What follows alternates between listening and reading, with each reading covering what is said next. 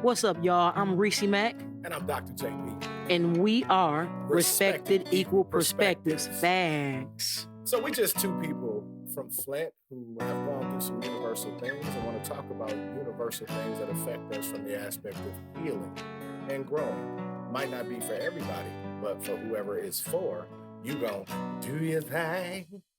Understand this is definitely a judgment-free zone. However, what we're giving you is what we've learned through our own experiences. And hopefully what you'll take from this will help you heal in your journey as well. Facts. Respect. Ow.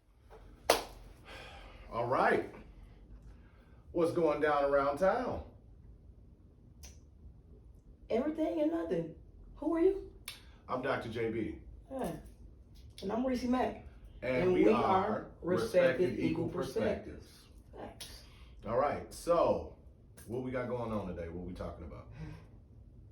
We've been having some real deep conversations around the generational strongholds. Okay. And you know, we promised people a part 2 to that because there's so many components of generational strongholds. That we didn't touch on barely, I don't think enough of those. So for me, I think that we need to jump back into it a little bit more about generational strongholds. Help people recognize some of these traditions they've been carrying on that possibly may or may not be detrimental to relationships they have now, basing it off of what their parents learned then. Right. Okay. Well, I mean, in the first generational stronghold, we touched on a lot of stuff. Yeah, we did. It was a lot of stuff to unpack, but I mean, we did. Yeah. I mean, we unpacked some stuff in that one too. Yeah, I mean, to the point to where, I remember after we did it, I was like, I don't really know, like it wasn't the fact that I felt like I was being vulnerable. I felt like I was being a little bit too transparent. But in just getting the feedback, like that was the thing that is what made it interesting and what made it so realistic that, I mean, we were both transparent. So in this part 2, okay. All right. So in this part 2, what aspect of generational strongholds are we looking at?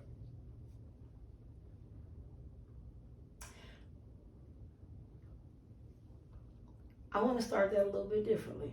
Okay. I want to say it from an experience. Okay. Let me say this. I was a very different kid growing up than my siblings were. For everything I didn't understand, for everything that didn't make sense, I would ask questions about. Because I could not justify the end result without seeing or getting more information behind it to make it make sense. Not just taking what was given to you. Yeah, I as a child, I had a really hard time doing that. And it was because I was very different from my siblings in a lot of ways from early on, by no fault of my own, but it led me to ask questions, right? And the questions that I was asking that I could never get an answer for was when it came to things that I had read in the Bible. So religion in general, or just from your experience from the Bible, you saying Christianity? Yes. Okay. Yes. And because I've never been religious. I can't say religion for me. Okay, but yes, for Christianity, yes, definitely. Yeah, it is religion. But it was oftentimes the question that I was asking was followed by crickets, right? Mm-hmm. And because my mother couldn't make sense of what I was asking, she couldn't answer it because it didn't make sense to her. The more she had to repeat it out loud, and she was like, there were sometimes she was just like, I don't know, to my questions. These are the questions I'm asking based off this book that you completely live by. I'm just trying to get an understanding so I can make it make sense for my life. And your answer is, I don't know. And I was like, okay, all right. So I don't know if I felt like I was stumping my mom in religion when I was getting her with questions that she couldn't answer. Mm-hmm. But it definitely made me back off of it. The lack of it making sense made me back off of it, which was hard because I had a mother who lived completely by it. Okay. So it made me back off of it. I knew that she believed in the Bible. Okay. And I knew she believed it in its totality. Okay. I knew a lot of it didn't make any sense to me. Okay. Okay? All right. So when it didn't make any sense to me, it made me research it more. Mm-hmm. Right?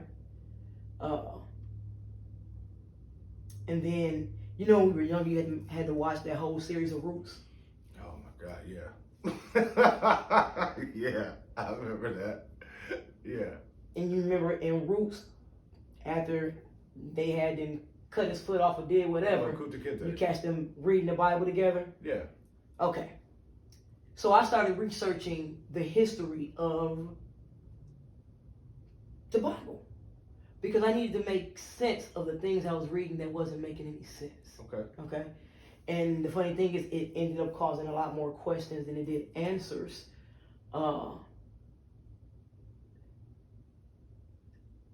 Because I felt like I was being lied to.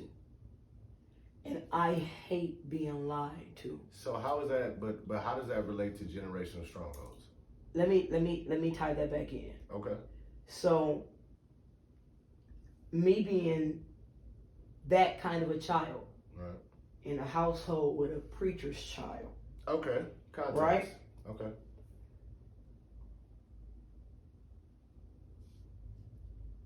There were punishments for questions asked that were a little bit too much on the edge. Make sense?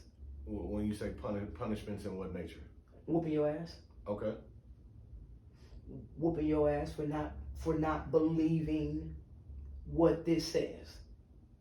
Okay. All right. All right. So I stopped asking questions.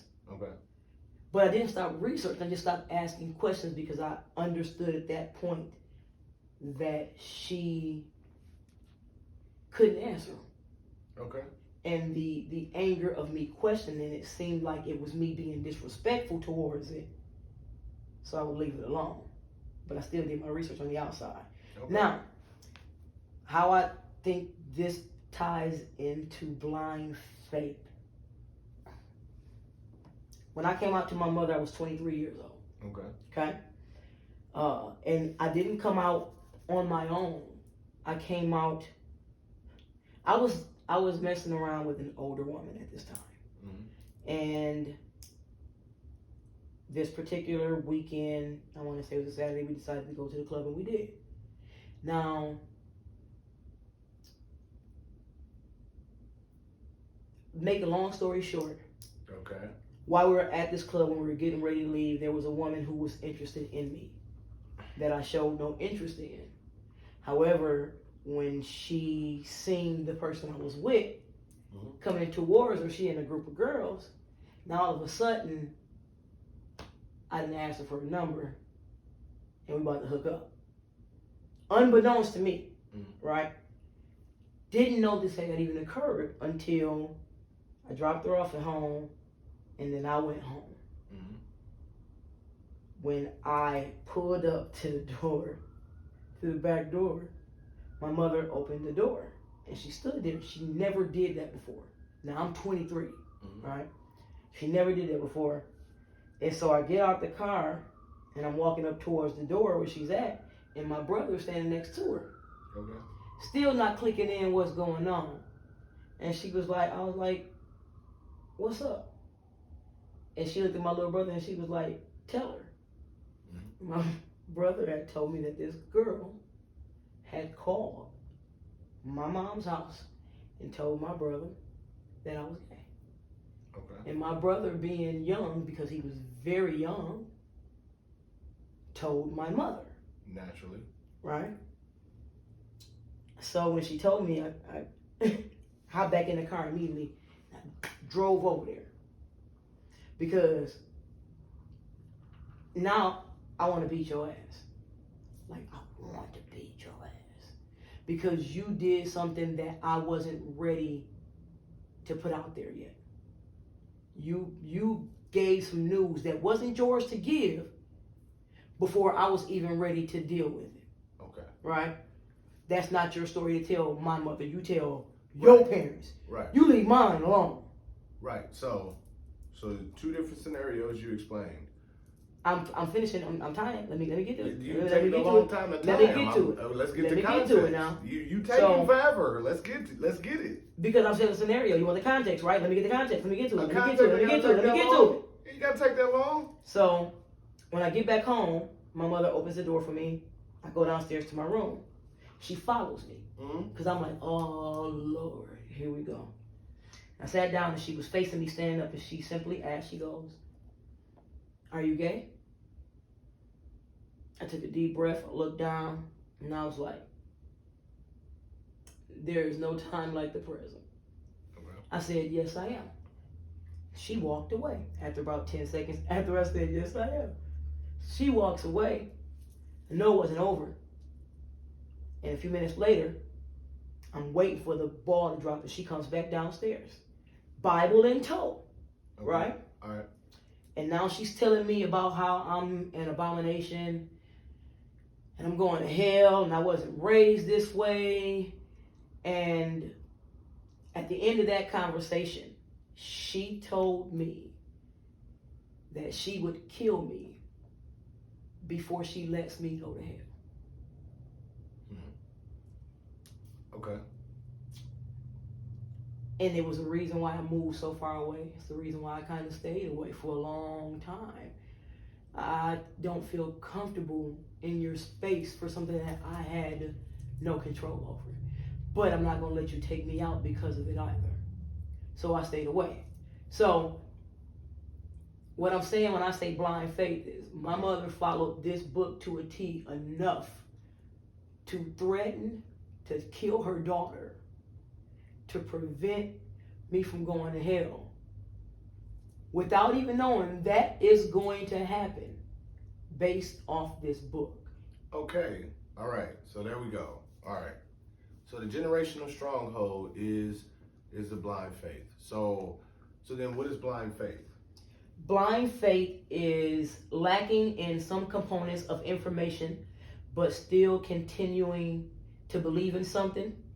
It says you can have faith in something that something will occur, knowing that the evidence suggests the outcome. But blind faith is having faith something will occur with no evidence or conflicting evidence against that outcome. Okay. So blind faith. So my question is, do you think it was the religious aspect to why she had a problem, or the real issue is you being gay is totally different from what she is, in that she used the Bible as a way to not say what she really felt, or had a whole different ulterior motive? And I'm saying that because if you look at, we're not going to say religion, we're going to say spirituality. Okay. Right? So in blind faith is having faith something will occur with no evidence or conflicting evidence against that outcome. Mm-hmm. So at the age we're at right now, we know if you do some bullshit, whether it happens today, tomorrow, the next day, some bullshit is going to come back to you. That's not a teaching that's just in Christianity. That's a teaching in the universe or world religions within itself. Karma. Right, karma. It's universal. Which is proven. Right. All right? Mm-hmm. So no, I agree with the state of mind as to say, all right, well, you said I'm going to go to hell, but then what proof do you have that hell even exists? So then to even go deeper into that, as to say, in your situation, then even that because when we say blind faith, when we look at it from what it is, it can be morals and principles that our parents have that have nothing to do with religion. It could be just how they see it. So how is the blind faith aligning with a generational stronghold? Okay. During slavery, Okay. those slave masters ruled, controlled those people with this book, while not doing the things the book says you ought to be doing as a Christian. Well, However, they control them with a book, or they control them with a whip? both. Okay. All right. Both. Okay. Look, you remember the scene at the beginning, the beginning portion of Django, when they went to the farm, where Big Daddy was, and they was doing a flashback when he was beating his wife with the whip, but he was reading from the Bible at the same time as he was beating her with the whip. Yeah. Right? So slave masters used the book to control slave people to do what they wanted them to do. Black people, although they turned that into a way to survive what they were going through, they turned around and used that on their kids as a notion of, unknowingly, as a notion of control by this book, right? And when you were out of line with what this book said, they were beating your ass, right? Right. My mother used to tell me the stories where her father beat her with the extension cord till she bled. Right? Yeah. And then there was an instance where my mother turned around and did the same thing to me. But the basis of it wasn't the religion. Wouldn't the basis of it be just control? So that's now you asked the question. I'm going to answer that question. I can't tell you that my mother wasn't a big communicator. Okay. To be able to say, hey, this is going to look bad on me. Yeah. Or she wasn't that kind of a woman. What I do know she said is, this Bible says it's abomination and you're going to hell. Right. So I'm going to kill you, because if I kill you, you'll go to heaven, because you won't have a chance to be gay. You already be dead, so you're going to heaven. You won't go to hell. Okay. I had to go off of what it was she gave me. Right. Right? Yeah. Okay. All right. I got that. And how many times have a parent beat a child and then said, spare the rod, spoil the child? Right? This is all. It's all in this book. Well, yeah. Now, I don't negate that it wasn't for a level of control. I am going to say that I can see how it may have been unknowingly, right? Because they did what was done to them. Right. And it passed down from generations and generations until it gets to a generation that's willing to stop that. Yeah. My sister raised her kids so differently than my mother did us, because of the way we were getting beat down. Because the Bible makes you believe, spare the rod, spoil the child. Child's about a line, you got to beat the hell out of them, get them back in line. That's what it is. Whatever you got to use, you use that. Because the Bible states it's what you should be doing. So we're doing this to our kids, right? In hopes that one day they'll understand this is for the best of them and they're going to get to heaven because of it. Got you. Okay. All right.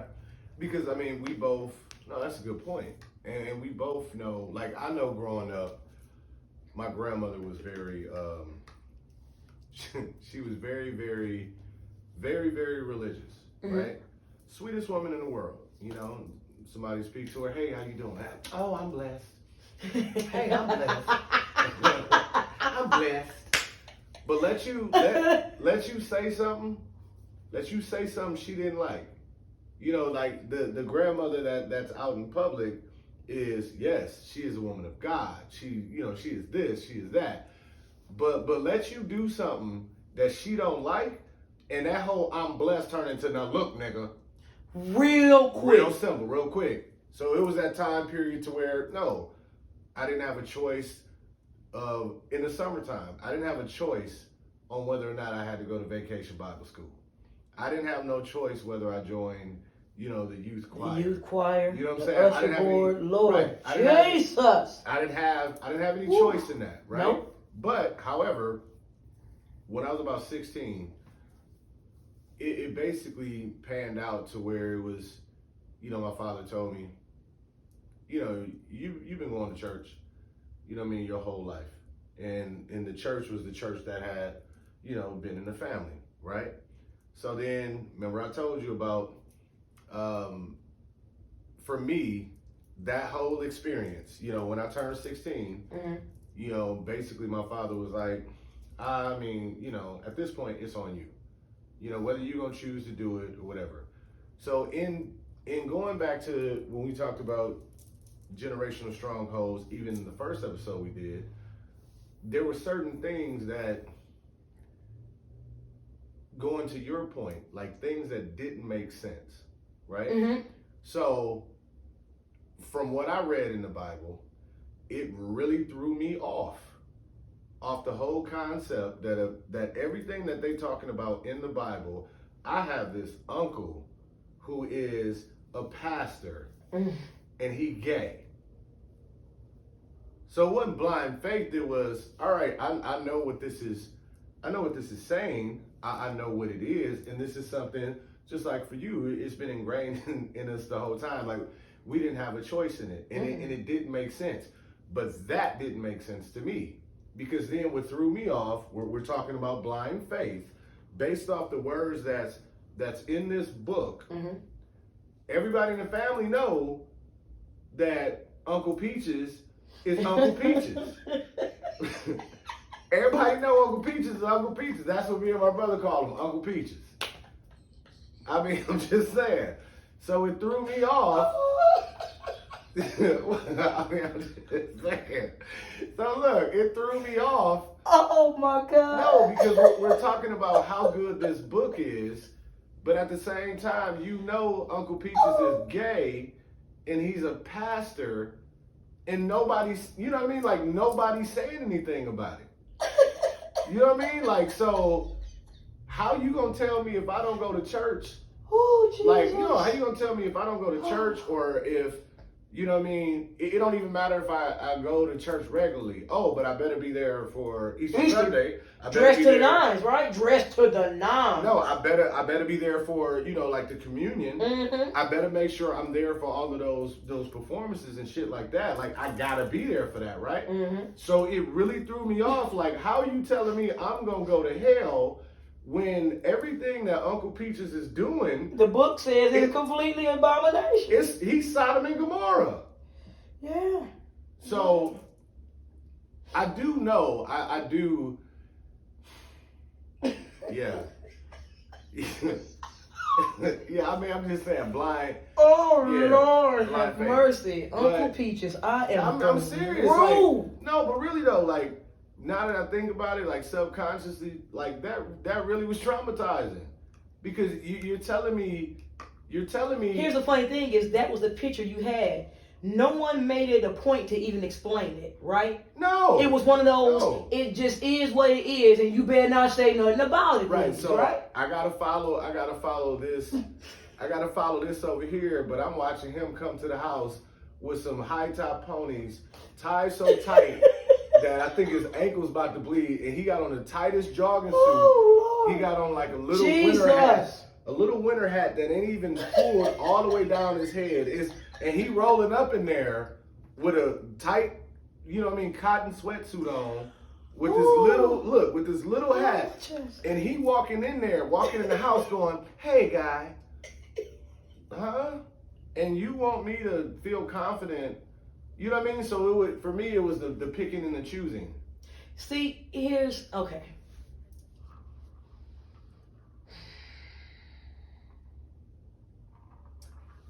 Let me say this. Blind faith teaches you to divide. Ooh, you got to elaborate on that. Okay. All right. You really got to elaborate on that one. Let me say it like this.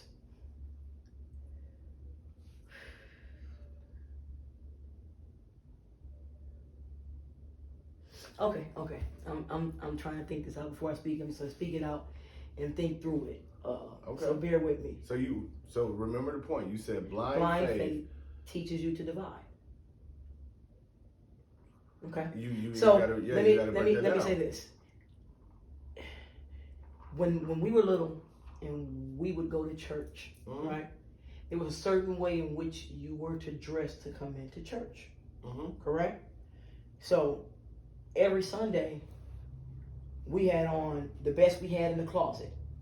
Okay? Yeah. Head to toe. You had to be. Okay. And in order, when you showed up for the Lord, you need to be showing up to the Lord dressed in your best.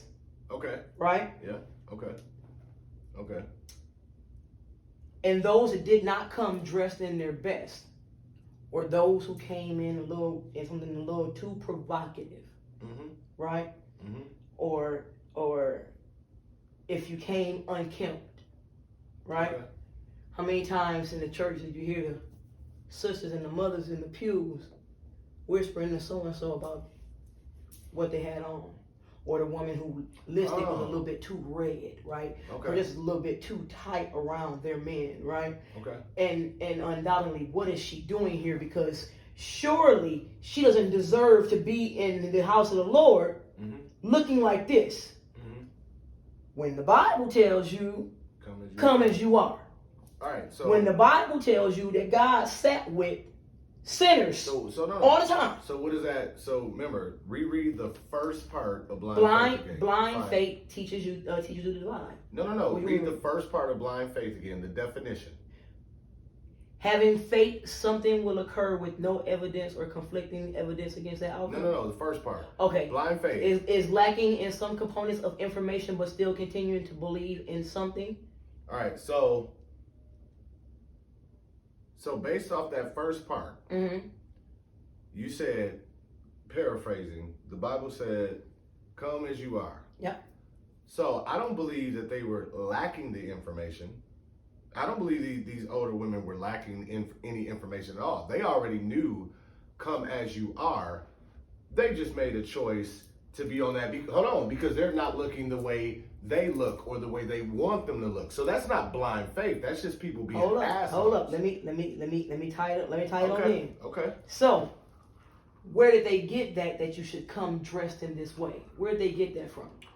Going back generations and generations, even slave on you go to church in your best. You do this in your best, right? That is a generation. It went from generation to generation down to us, where they said you couldn't come with what you have in your closet. You ain't got your Sunday's best. You can't come to church. All right, so then let me ask you this question. So we're saying blind faith, right? Right. So if the Bible if there is a part, right? If there is a part, because the Bible speaks on marriage. The Bible also speaks on eunuchs. Yes. The Bible speaks on many different things. Yes, it does. All right. So if the Bible is saying homosexuality, lesbian activity, LGBTQ, whatever in the alphabet, if the Bible is saying that this is wrong, and that's what your mother was rolling with based off her beliefs, how is that blind faith? Because what evidence do you have that I'm an abomination or that I'm going to hell? Because the very same evidence you have that says that, I have books that shows that verse that has been altered several times to fit the notion of whatever the narrative of whoever was pushing it in that era. These are that's what my research made me do, right? It made me go look at things because I was like, wait a minute, some of this stuff is just not making sense. And then when you start looking and you realize that, oh, this verse did not originally say this. It said this, right? All right. And then you look and you go, oh, and this one, and you go a little bit further back and it said this. So then you realize that it has been changed because it didn't make sense to me. I realized it had been changed to fit whatever the narrative was at that time. But I took the notion to research this so I could have this answer instead of just saying, nope, the book said it, so it's right. All right, so then look at this. So it ain't blind faith for me because I'm not a Christian, right? So I love you. You my sister.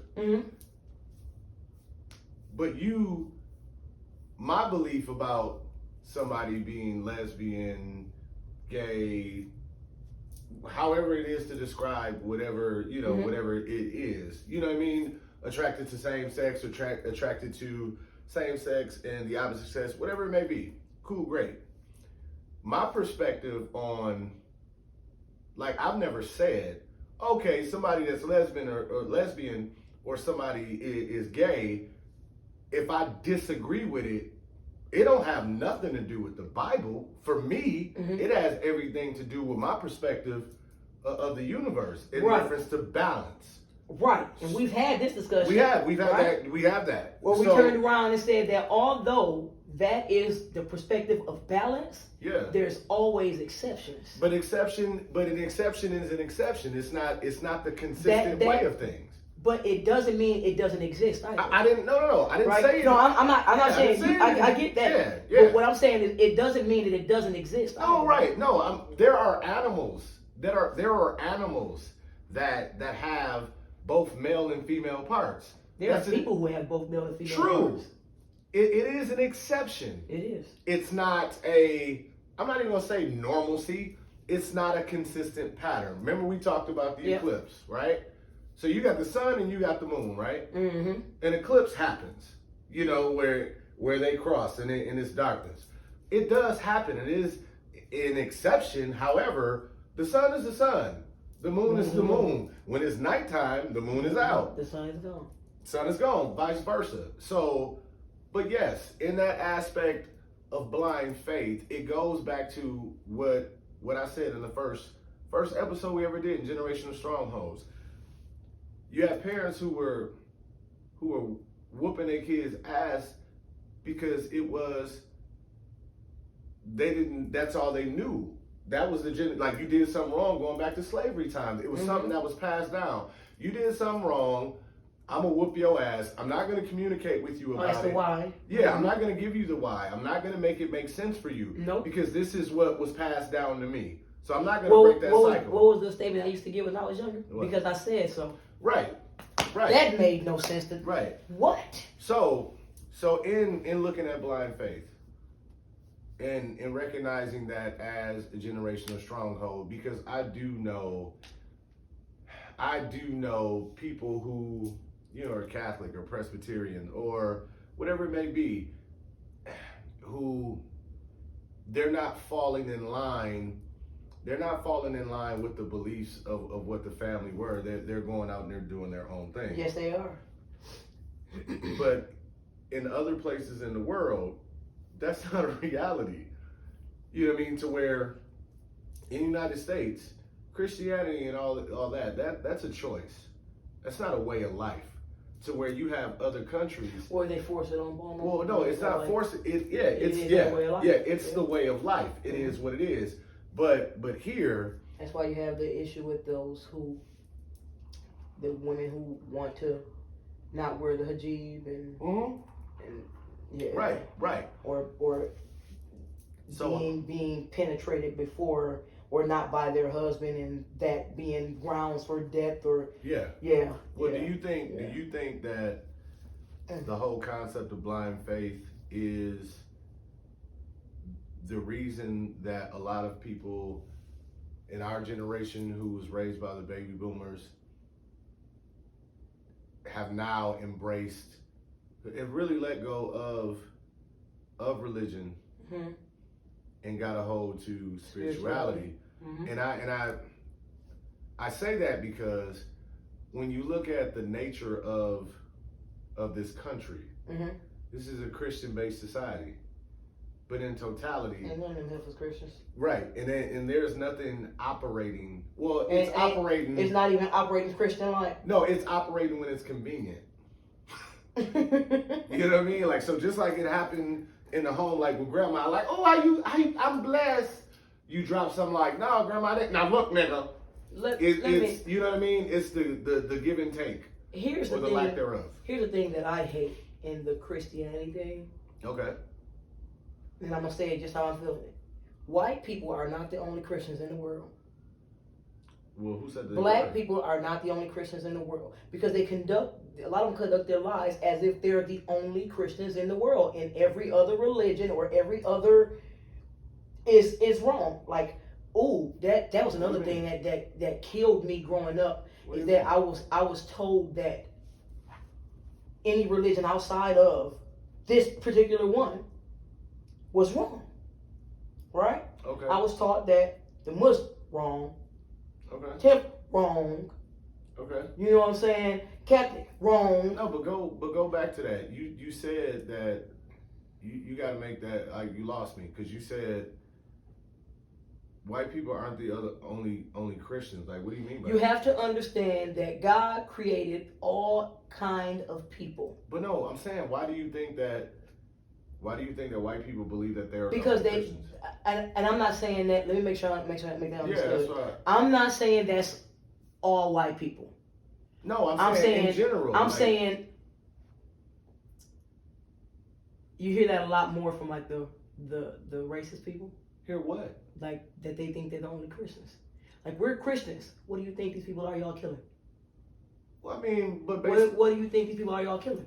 yeah, I mean, but based off theory, I mean, well, based off the reality, I mean, what what they're saying is true. How? Because, like, so you think everybody? So God just made one No. one set of people. No, not one set of people, because Christianity is a word. Christianity It is. a thing. Okay. You know what I'm saying? So if you really look at the nature, if you really look at the totality of, especially, you know, religion in the United States, like, we can kill all that bullshit that every black person that came to the United States was from a slave ship, because it was black people that was already here. Yes, it was. So Yes, it was. how are those people functioning? So we know that in theory they are right, because that was something that was forced upon people based off colonization. Yes. Yes. I'm gonna take your land and I'm gonna give you this. I'm gonna strip your history and I'm gonna give you this. Yeah. So in theory, yeah. Ain't that how the whole Thanksgiving thing happened? Yeah, like, so in we theory come that in, would be right. we're sharing our food, which we're gonna break bread with you and share our book, but then behind we're gonna go and slaughter your men and your children and rape your women and yeah. So it is a generational stronghold as far as the whole aspect of where we come from, because I was always done up with the whole thing of this, just all these mythical things going on. Because I in the Bible, because I don't know nobody, if history repeats itself, you can't, it's blind faith, because you can't sell me this story, you know what I mean, whether it was a parable, whatever, you can't sell me this story of these mythical things. Like, I'm going to touch this, you know, this bread, and it's going to turn into 80 loaves of bread. I'm paraphrasing, but whatever. So it was like the mythical things in there. If history repeats itself, the all these mythical things that were going on, it's like, well, what's going on now? And if Jesus is coming back, when? To do what? Why? So that was the blind faith thing for me, because it's like, you can't sell me on this story, because at the end of the day, what does Bible mean? And let me be clear, I'm not knocking what nobody believe in. I'm just saying for my life. You're saying for yourself. Yeah, for my life and for my reality. I mean, yeah, it is blind faith as far as generational strongholds from that aspect, because you want me to believe in something that wholeheartedly was set up to, or fed to you, and was back to imprison you. Okay. And like I said, all these mythical things going on, how come ain't none of that happening now? You mean to tell me everything just stopped at that time? You know what I mean? Because David Copperfield and David Blaine and all them, they got smoke and mirrors. So, we part in the Red Sea. Are we? How? We part in the Red Sea, but you mean to tell me we can't fix the water in Flint? You know what I mean? So it is blind faith for me from that point, because you want me to believe in this concept to where, and I'm not even talking about contradictions, I'm just saying it off the basis of, like you said, if I'm not doing what you want me to do from the aspect of the control, if I'm not doing what it is that you want me to do when you want me to do it, then you're not a qualified, or you're not a worthy Christian. Yeah. So yeah, I think the blind faith aspect really transformed into, if God is God, man, you judging me more than. That's it's never the conundrum at all. Yeah. Like, right? you right? not God. Right? The Only Bible God says, can judge me. and they'll Yeah. hold up and say, "Judge not, lest ye be judged," and then turn around and judge someone. But it goes back. But it's okay for them to judge someone, right? Because they're a Christian. So you can judge a non-Christian, and it's okay. Where in the Bible did it say he had a CEO and a VP that made these kind of decisions? He did. He had disciples in them, and Ray and Shasha in them. I mean, but so the blind faith thing it goes back to the beginning of what you said. I'm asking these questions, and I'm not allowed to question things that don't make sense. So if you can't make it make sense for me, how do you expect me to follow this? Or how do you judge me by it? Like, if I'm in the game, right? I'm gonna play by the rules of the game. Because they said so. No, I'm gonna play by the rules of the game in basketball, right? Okay. A double dribble is a double dribble. Yes, it is. You learn that early on. You understand the rules of the game. Right. But I'm in a game that's rigged because I'm trying to understand what the rules are. But based off of the generational strongholds of them not understanding it. Because let's be honest, if we're going back generational strongholds all the way back to slavery, it wasn't that they didn't understand it. They couldn't use it to control you. So it didn't matter. So they had to tell you. Well, I mean, yeah, you can use it as a tool during slavery because remember, the whole, Genesis and Exodus. They weren't smart. They couldn't read. They couldn't write. No, it's not. But wasn't they here before y'all conducting themselves and such? It was the hope of just like in Egypt, they were enslaved. Somebody is coming for us. A savior is coming. This will pass. So we can deal with this. We can endure with this because God is going to bless us. Mm-hmm. You know what I mean? So, and based off the circumstances and situations they were in, it became a symbol of hope. Just like bacon and pork became something that, that black people eat, which is the worst thing for them in the world, regardless from a health perspective, regardless of what anybody says. You know what I mean? But it was from those times. So because also, going back to the blind faith, it was the whole aspect of this person is from another religion, so I can't deal with them, or I can't really have a conversation, or I can't even respect. Here's where it let me say it like that. All right. So you follow this way of living all of your life, right? Mm-hmm. And you pray to God that these things turn out the way you want them to pray. And most times they did not. Sometimes they did, right? It's just the way it was. Okay. Depending on who you are and where you were in your walk, and if you were accountable, you can't ask for certain things you can't give. So you weren't going to get what you were asking for because you weren't able to give it also. Mm-hmm. Okay, so I'm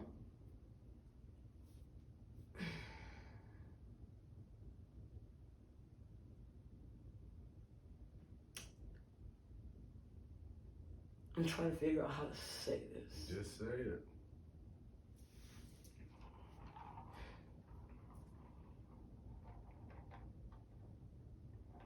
Okay, so I said that going back to the slave time, they used it as control.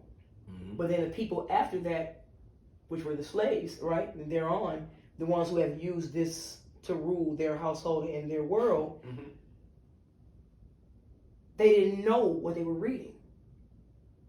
They didn't know it in depth enough to be able to explain it or to make it make sense, right? Mm-hmm. So when I was asking, I knew you weren't not giving me an answer because you didn't want to give it to me. You weren't giving me an answer because you simply didn't know. You knew that then? Yes. Okay. Yeah. So here's $1 million question. So in the first episode, the first generational strongholds, one of the things that came out of that was from the different things that happened or different circumstances and situations of how our parents dealt with us, that was a lot of reasons why people kept things in, didn't talk to anybody, mm-hmm. and didn't go to therapy. So in this, second portion of generational strongholds, what type of impact do you think that blind faith had on the generation?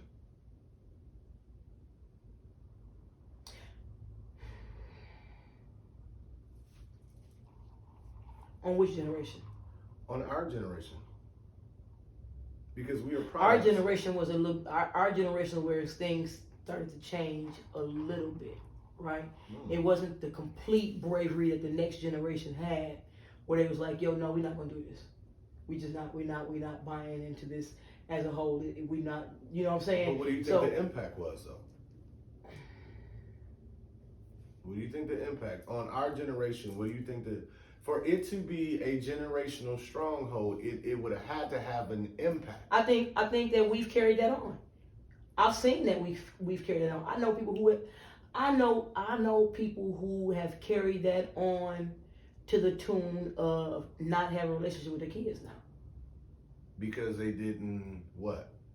Because they felt that the way their kid was living was not what they gave them. It was not what they passed down. It was not what they knew.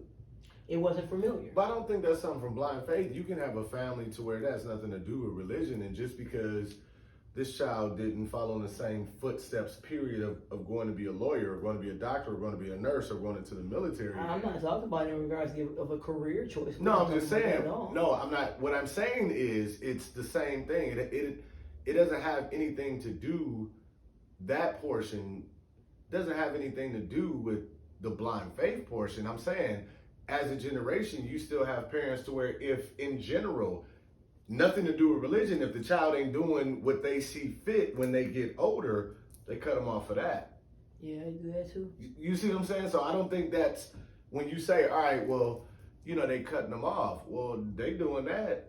Here, I think that is also a blind faith without it even being religious or Christian based, right? But here's the thing. But here's the thing. Black people got to a point where they were kicking kids out at 17, 18 years old. Make your way and figure it out. Especially the men. Make your way and figure it out, right? But we talked about that. I don't think that was just that's not a black people thing. Let me just say, it was under the. It was under the impression that, how can I say this? It was under the impression that that's what everyone was doing, or that's what was right for everyone to do. At 18, make them stand up and be, especially for men, make them stand up and be a man. Go out there and make your way. Okay, but that's what I'm saying. I don't see that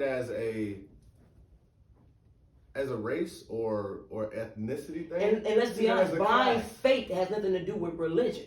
According to that definition, it don't have to have religion or a church in it at all. Blind faith is just following something you have no evidence for.